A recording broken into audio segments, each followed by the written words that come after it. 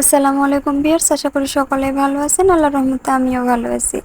আজকে আপনাদের মাঝে হাজির হলাম কুমড়ো বড়ি দিয়ে ইলিশ মাছের ঝোলের রেসিপি। তবে কথা না বাড়িয়ে চলে যাচ্ছি রান্নায়। রান্নার জন্য এখানে আমি চুলায় ফ্রাই প্যান বসিয়ে দিয়ে দিচ্ছি পর্যাপ্ত পরিমাণ রান্নার তেল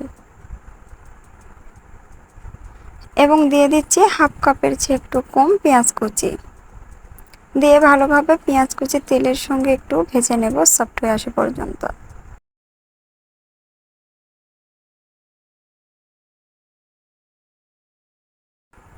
কিছুক্ষণ পেঁয়াজ ভেজে নেওয়ার পর দিয়ে দিচ্ছি কাঁচা মরিচ কুচি।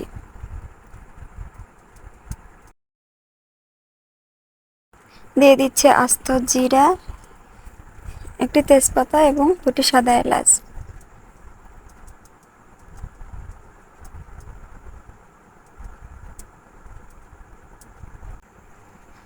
দিয়ে দিচ্ছি সামান্য পরিমাণ জিরে বাটা এবং 1 টেবিল চামচের মতো আদা রসুনের পেস্ট, হাফ চামচ হলুদ গুঁড়া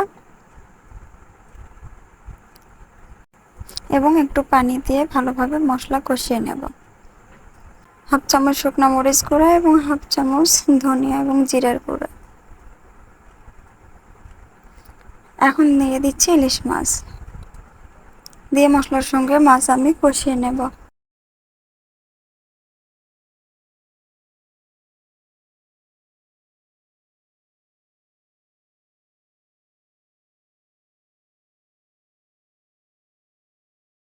দিয়ে দিচ্ছি স্বাদ মতো লবণ এবং ভেজে রাখা কুমড়ো বড়ি।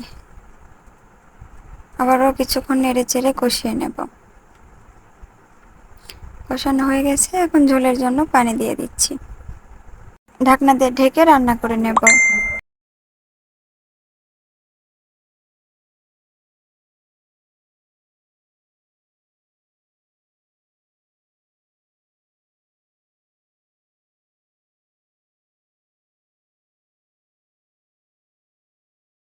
রান্না প্রায় হয়ে গেছে, এখন নামিয়ে নিচ্ছি।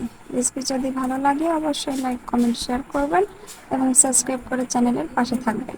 সামনে আবারও কোনো সহজ এবং নতুন রেসিপি নিয়ে আপনাদের মাঝে হাজির হব ইনশাল্লাহ। সে পর্যন্ত সবাই সুস্থ থাকবেন, ভালো থাকবেন। আল্লাহ হাফেজ।